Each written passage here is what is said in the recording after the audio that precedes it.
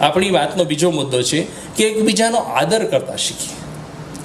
આ બહુ અગત્યની વસ્તુ છે કે કુટુંબમાં એકબીજાને આદર આપતા શીખીએ. એક જગ્યાએ હિમાલયમાં એક બૌદ્ધ મઠ હતો. એની અંદર એટલા બધા વિદ્યાર્થીઓ ભણવા આવતા કે દર વર્ષે મુખ્ય ગુરુએ બહાર બેસીને બધાને હાથ જોડવા પડતા કે તમે નામ લખાવતા જાઓ, આવતા વર્ષે તમારા છોકરાને અમે લઈ શકશું. આ વર્ષે ફૂલ થઈ ગયું, અમારી કેપેસિટીની 12 વિદ્યાર્થીઓ થઈ ગયા છે. એમ કરતાં કરતાં એટલી બધી એની નામના થઈ ગઈ આખા દેશમાં કે દક્ષિણથી એક પણ વિદ્યાર્થીઓ ત્યાં ઉત્તરમાં ભણવા જાય હિમાલયમાં ત્યાં પણ અચાનક તે આ બધાની અંદર ઉસાતુસીને ચડસી શરૂ થઈ ગઈ ગુરુઓમાં, સાધુઓમાં, બૌદ્ધ સાધુઓમાં. એટલે ધીમે ધીમે મઠની પડતી શરૂ થઈ, વિદ્યાર્થીઓની સંખ્યા ઘટવા માંડી. એક વખત તો એવો આવ્યો કે જો આવતા વખતે પૂરા વિદ્યાર્થીઓ નહીં મળે, 200-300 વિદ્યાર્થી ભેગા નહીં થાય તો પછી મઠ બંધ કરી દેવો પડશે. એટલે મુખ્ય જે સાધુ હતા એણે બધાને બોલાવ્યા, કીધું કે ભાઈ હવે આનો ઉપાય શું કરવો? આપણે તો ધીરે ધીરે આપણી નામના ઘટતી જાય છે ને મઠમાંથી વિદ્યાર્થીઓની સંખ્યા ઘટતી જાય છે, આપણી પડતી કેમ થઈ? આપણે કારણ તો ગોતવું જ પડે. પણ એ લોકો એવું નથી વિચારતા કે પોતે ઊંસા તુસી ચડસા ચડસી કરે છે એટલે આ કે બધાને પોતે સાચા છે એવું જ દરેક માણસના મનમાં હોય. એટલે લોકોએ નક્કી કર્યું કે દુર્ગમ ક્ષેત્ર છે, ત્યાં એક સાધુ બેસે છે અને વર્ષે એકવાર આંખ ખોલે અને એક વ્યક્તિને એક વાક્યમાં એના પ્રશ્નનો જવાબ આપે. એની પાસે આપણો એક સાધુ જાય અને પૂછતો હોય કે આપણી પડતીનું કારણ શું? 2 દિવસ પછી જ ખોલવાના છે આંખ.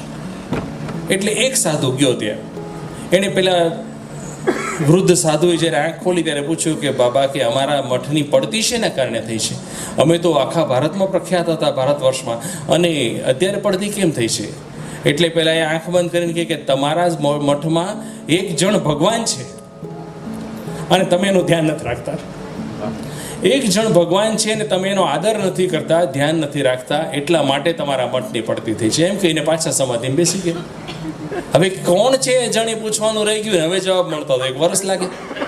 એટલે નિરાશ થઈને પાછો આવ્યો, આવીને વાત કરી કે ભાઈ આવું થયું છે ને આવો જવાબ આપ્યો છે કે આપણામાંથી કોઈ એક જણ ભગવાન છે ને આપણે એનો આદર નથી કરતા એટલા માટે આપણી પડતી થઈ છે. એમણે આંખ બંધ કરી દીધી. અરે રે કે આખો આપણો ફેરો નિષ્ફળ ગયો, કે હવે શું કરશું? એમ કહીને તે રાતે સૂઈ ગયા. સવારથી ચમત્કાર થયો.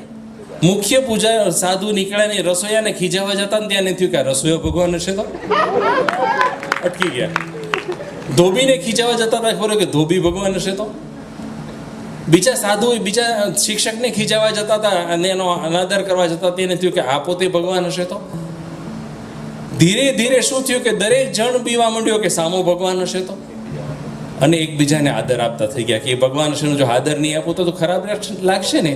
એકબીજાને આદર આપતા શરૂ થયા અને બીજાને 3જા વર્ષથી તો મઠની અંદર પાછી એ જ દશા શરૂ થઈ ગઈ જે પહેલા હતી. કહેવાનું તાત્પર્ય કે ફક્ત આદર આપો એકબીજાને, એટલે જો આ મઠની ઉન્નતિ થઈ જતી તો ઘરની કેમ ન થાય? કુટુંબ જીવન કેમ અદ્ભુત ન થઈ જાય? આપણે એકબીજાને આદર આપીએ, એકબીજાના મંતવ્યને આદર આપીએ, એકબીજાના વ્યક્તિત્વને માન આપીએ તો શું કામ કુટુંબ જીવન ઊંચું ન આવે? શું કામ આપણે અદ્ભુત કુટુંબ જીવન ન જીવી શકીએ જેવો મઠ પછી જીવ્યો? પણ આપણે નથી કરી શકતા. આપણી વાસ્તવિકતા છે કે આપણે આપણા ઈગોનો ડંખ નથી મૂકી શકતા. આપણે એ જ કરતા હોય છે કે અનાદર, બસ સામાન્ય કેમ તેજોવધ કરીને પાડી દેવો. એક ભાઈનો જન્મદિવસ હતો.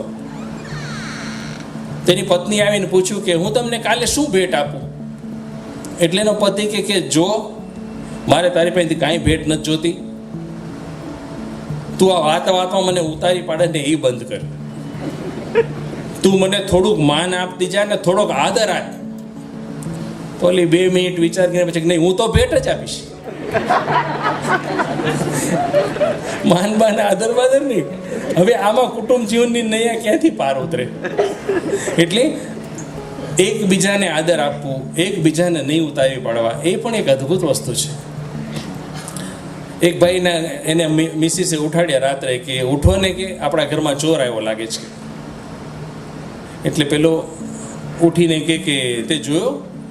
તો કે હા મેં જોયો, રસોડામાં હું છુપાતા પગલે ગઈ હતી, રસોડામાં છે અને મારી બનાવેલી સુખડી ખાઈ રહ્યો છે. તો ઓલો પાછો ઓડીને હોઈ ગયો કે ઈદ લાગનો છે. અલ્યા આવા સમયે ડંખ નહીં છોડવાનો, ત્યારે તો ડંખ છોડો. એને બિચારીને એમ કહો કે હું પોલીસને બોલાવું છું તો ધ્યાન રાખ, આપણું બારણું બંધ કરી દે, આ તે કે આપણને ઈજા ન પહોંચાડી દે, એમ નહીં. ત્યારે વહુ ઉપર વારો જ કાઢવાનો. એની લાગ આવ્યો છે તો એને તેજોવત કરી જ નાખો. આવું ના થવું જોઈએ.